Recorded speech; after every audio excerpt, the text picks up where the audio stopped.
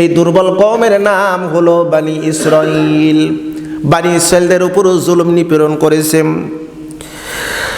মিনহুম ইউযাব্বিহু আবনাআহুম ওয়া ইস্তাহয়ী নিসাআহুম ইন্নাহু কানা মিনাল মুফসিদিন। নবী ওই ফেরাউনের কাজ ছিল বানি ইসরাইলদের উপর জুলুম নিপীড়ন করা। বানি ইসরাইলের ছেলে সন্তানগুলোকে জবাহ করেছে আর কন্যা সন্তানদেরকে জীবিত রেখেছিল। ইন্নাহু কানা মিনাল মুফসিদিন, সে ছিল ফাসাদ সৃষ্টিকারী, সে ছিল সন্ত্রাস, সে ছিল ডাকাত, সে হলো এই জমিনের, সেই জমিনের ভিতর সবচাইতে কুখ্যাত সন্ত্রাস ছিল। ইন্নাহু কানা মিনাল মুফসিদিন, মুফসিদিন শব্দের অর্থ হলো সর্বোচ্চ বড় ফাসাদ সৃষ্টিকারী ছিল। ছেলেদেরকে মারত আর কন্যা সন্তানদেরকে জীবিত রাখত। কেন এই ভয় কি জন্য এত জুলুম নিপীড়ন ছিল এই ফেরাউনের? জুলুম নিপীড়নের কারণ কি? বানি ইসরাইলদের ছোট্ট ছোট্ট ছেলে সন্তানদেরকে কেন হত্যা করত? আপনারা জানেন, আমরাও জানি, সব কিছুর একটা কিন্তু শেষ আছে না নাই? সব কিছুর বিষয় বস্তু বলেন, কথা বলেন, কাজ বলেন আর ক্ষমতা বলেন, এর একটা শুরু আছে, শেষও কিন্তু আছে। মানুষের যেমন জন্ম সত্য তেমন মৃত্যু সত্য। মানুষ বাঁচবে এটাও যেমন সত্য কথা, মরবে এটাও সত্য কথা। মানুষ ক্ষমতা পাইবে এটাও যেমন সত্য, ক্ষমতাচ্যুত হবে এটাও তেমন সত্য। ক্ষমতা আপনি পাইতে পারেন, ক্ষমতাও যেতে পারে। ফেরাউন নিজের ক্ষমতা নিয়ে খুব চিন্তিত হতে লাগলেন। যদিও প্রসিদ্ধ তাফসিরের ভিতরে হালকা একটু উল্লেখ করা হয়েছে, তাফসিরে বাইজাবির মধ্যে আসছে ফেরাউন স্বপ্ন দেখে। স্বপ্নের ভিতরে সে ভয়ঙ্কর কিছু দৃশ্য দেখে। স্বপ্নের কথা তার মন্ত্রী পরিষদের মাঝে বর্ণনা করার পর জ্যোতির্বিদ কিছু স্বপ্নের ব্যাখ্যা যারা করে এমন কিছু ব্যক্তিদেরকে ডেকে আনা হলো। ওরা স্বপ্নের কথা শোনার পর ফেরাউনকে বলল, ফেরাউন, তুমি যেই রাজত্ব প্রতিষ্ঠিত করেছো, মানুষকে খুন করে বানি ইসরাইলদের ছোট্ট ছোট্ট শিশুদেরকে যেমন করে হত্যা করে, তুমি যেমন করে তোমার রাজত্ব টিকায় রেখেছো, জেনে রাখো তোমার পতন হবে। আর এই জমিনে এমন একজন ব্যক্তি আসবে, ওই ব্যক্তির দ্বারা তোমার পতন অনিবার্য। ফেরাউন বলল, বলো, যেই লোকটার কথা তুমি আমাকে অবহিত করলে ওই লোকটা কোন বংশের মধ্যে আসবে? বলে বানি ইসরাইলদের মধ্যে। বানি ইসরাইলদের মধ্যে এমন লোকের আবির্ভাব হবে। তার মন্ত্রী, প্রধানমন্ত্রী ছিল হামান, যে ব্যাপারে কোরআনুল কারীমের ভিতরে আল্লাহ পাক রব্বুল আলামিন হামানের নাম উল্লেখ করেছেন। যদিও আরবি সাহিত্যের ভিতরে হামান শব্দের অর্থ হলো যার পুরো শরীরের ভিতর কোনো জায়গায় লোম নাই, চুল নাই। হামান শব্দের অর্থ হলো চুলবিহীন মানুষ, মানে পুরো অঙ্গ প্রত্যঙ্গের ভিতরে কোনো জায়গায় চুল নাই, একে আরবিতে বলা হয় হামান। ফেরাউনের যেই মন্ত্রী ছিল, এই মন্ত্রীর গায়ে কোনো লোম ছিল না, কোনো চুল ছিল না। এই হামান বুদ্ধি পরামর্শ দিল, ফেরাউন, তোমার রাজত্ব যদি টিকায় রাখতে চাও তাহলে বানি ইসরাইলদের ভিতরে যত ছেলে সন্তান জন্ম নিবে সবাইকে তুমি কতল করে দাও। যদি কতল করো তাহলে যেই লোকটার ব্যাপারে এই জ্যোতির্বিদরা, এই যারা গণক ঠাকুররা বলতেছে, ওই লোক জমিনে আসবে না, আর তোমারও ক্ষমতার পতন কোনোদিন ঘটবে না। আল্লাহ পাক রব্বুল আলামিন বলেন, বান্দারে, তুইজ্জু মান তাশা ওয়া তুযিল্লু মান তাশা বিয়াদিকাল খায়রু ইন্নাকা আলা কুল্লি শাইইন কাদির। আমি সম্মান দিতেও পারি, সম্মান, ওই সম্মানটাকে উল্টায় বেজ্জতিও করতে পারি। আমি ক্ষমতা দিতেও পারি, ক্ষমতাও ছিনাই নিতে পারি। এমন ক্ষমতা আল্লাহর আছে না নাই? ক্ষমতা দিতেও পারে, আবার ক্ষমতা কি করতে পারে? ক্ষমতা নিতেও পারে। ফেরাউনকে পরামর্শ দিল, বলে তাই নাকি? বলে হ্যাঁ, ছোট্ট ছোট্ট শিশুদেরকে যারা জন্ম নেবে ওদেরকে কতল করে ফেলো। কিতাবের মধ্যে আসছে ইউযাব্বিহু আবনাহুম, এই ছোট্ট একটা আয়াতের এই ছোট্ট শব্দের ব্যাখ্যায় আসছে ৭০,০০০ বানি ইসরাইলের ছোট্ট ছেলে সন্তানদেরকে জবাই করেছিল ফেরাউন। অন্যান্য তাফসীরের মধ্যে আসছে কেউ বলছে ৪০,০০০, কেউ বলছে ৬০,০০০, ভিন্ন ভিন্ন রিওয়ায়াতের মধ্যে আসছে। আল্লাহ পাক রব্বুল আলামিন এই ঘটনাটি প্রিয় নবীকে জানায় দেয়। রাইসুল মুফাসসিরিন আব্দুল্লাহ ইবনে আব্বাস রাদিয়াল্লাহু তাআলা আনহু বর্ণনা করেন, তাফসীরে মাইজাবের মধ্যে আসছে প্রিয় নবীজি ঘটনা বলতেছেন, সাহাবায়ে কেরাম তোমরা শুনে রাখো।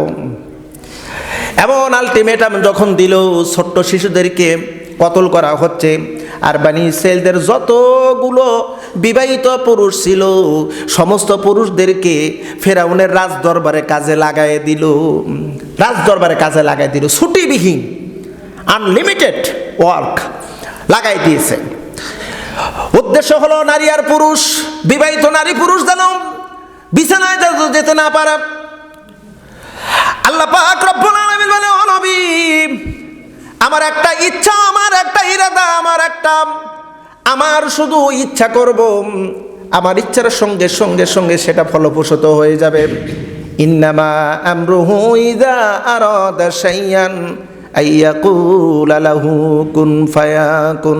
আল্লাহ যদি কোনো কাজের প্রতি যদি একটু ইরাদা করেন, ইচ্ছা করেন, আর আল্লাহ যদি বলে কুন, মানে হয়ে যাও, হইতে বেশি সময় লাগে না। জোরে করেন একটু সুবহানাল্লাহ।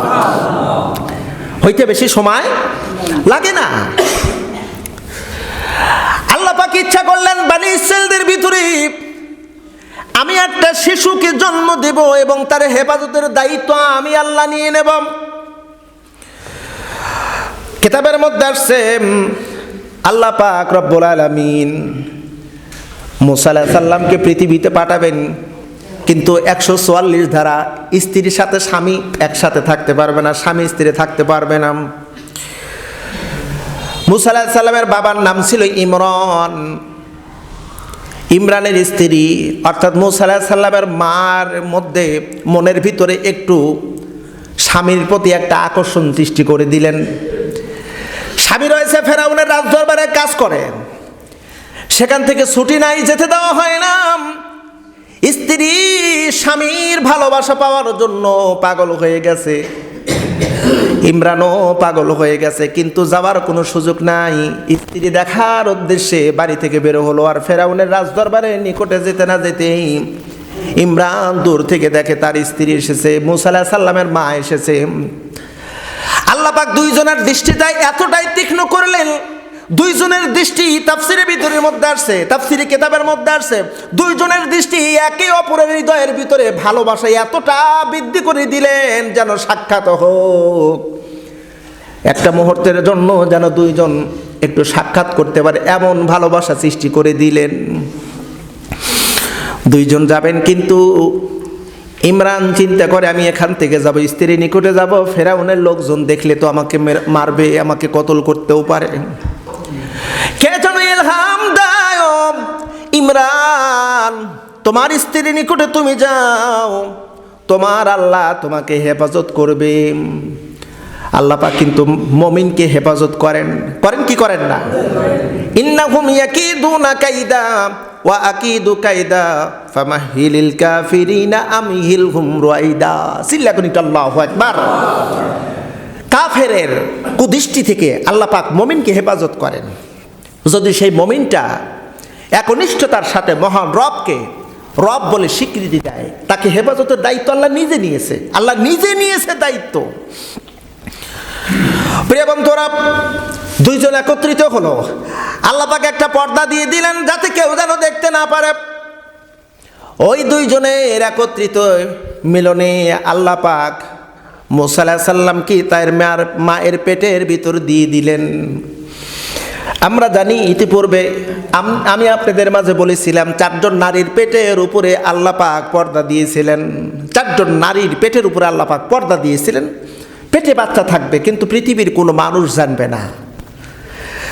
ইব্রাহিম আলাইহিস সালামের মায়ের পেটের উপরে পর্দা আল্লাহ পাক দিয়েছিলেন, আর মুসা আলাইহিস সালামের মায়ের পেটের উপরে আল্লাহ পাক পর্দা দিয়েছিলেন। মুসা আলাইহিস সালাম মায়ের পেট উঁচু হয় না, মানুষ টের পায় না। মুসা আলাইহিস সালামের বড় বোন, তার নাম ছিল মারিয়াম। এই মারিয়াম কিন্তু ঈসা আলাইহিস সালামের মা কিন্তু নাম, অর্থাৎ ইমরানের কন্যা মারিয়াম। মুসা আলাইহিস সালামের বড় ভাইয়ের নাম ছিল হারুন আলাইহিস সালাম, যাকে আল্লাহ পাক পরবর্তীতে নবুয়তির পরিচয় দিয়েছেন। দিনক্ষণ প্রায় সন্তান ডেলিভারি হওয়ার উপক্রম। আল্লাহ পাক রব্বুল আলামিন এই ব্যাপারে জানায় দেয়, ও নবী, ওয়া আওহাইনা ইলা উম্মি মূসা আন আরদিহি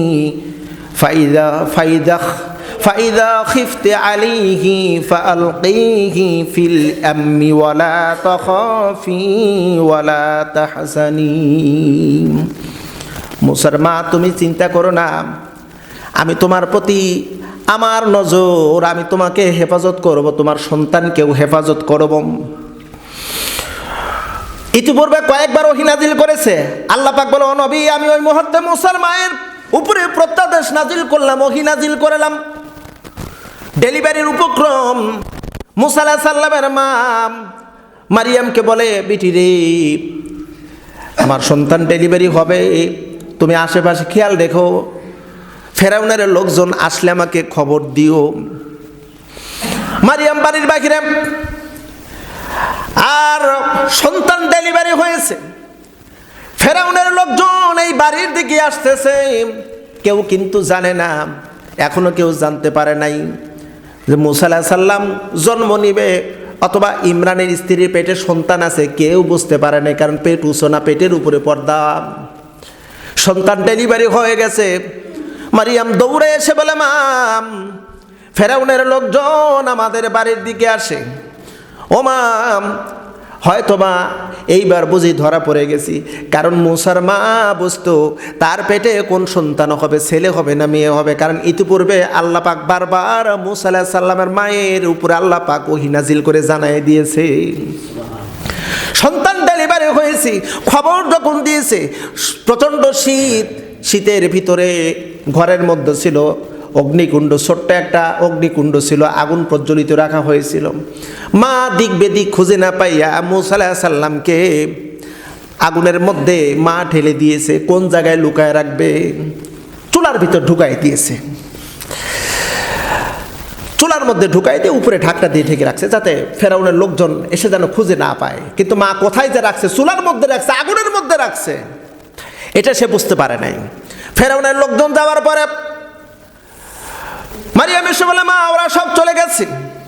তখনকার মায়ের সেন্স ফিরল, হুশ ফিরল, আমার সন্তানকে চুলার মধ্যে ঢুকাই দিলাম। মরিয়মকে ডেকে বলছে যে, মা রে, তোমার ভাই বুঝি এতক্ষণ আগুনে দগ্ধ হয়ে গেছে, আমি চুলার মধ্যে ঢুকাই দিয়ে এসেছি। মরিয়ম দৌড়াইয়া চলে আসলো, চুলার উপরের ঢাকনো সরাইয়া দিল, দেখে মূসা আলাইহিস সালাম, ছোট্ট মূসা কালিমুল্লাহ অগ্নিকুণ্ডের ভিতরে যেন হাত পাও নাড়াচাড়া করে খেলাধুলা করতেছে। আল্লাহ পাক এ মর্মে সূরা সাফে জানায় দেয়, ইউরিদুনা লিতুফিউ নূরাল্লাহি বিআফওয়াহিহিম আল্লাহু মুতিম্মু নূরিহি ওয়ালাউ কারিহাল কাফিরুন। ওরা যত প্রকার ষড়যন্ত্র করে, বক্তব্য হোক, লিখনি হোক, কলমের ফাঁকা হোক, অথবা ষড়যন্ত্র করো হোক, কৌশল যত প্রকার করে হয়ে আল্লাহর নূর নিভিয়ে দেওয়ার চেষ্টা করবে, আল্লাহ কয় আল্লাহু মুতিম্মু নূরিহি, আমি এই জমিনের ভিতরে নূর আর প্রজ্বলিত করব। ওরা যত চেষ্টা করবে আমি তত বৃদ্ধি করব। জোরে করে একটু সুবহানাল্লাহ। মূসা আলাইহিস সালাম তার মায়ের কোলের উপরে চিন্তা ভাবনা করতেছে কি করা যায়। আল্লাহ পাক বললেন, ওহী নাজিল করে বললেন,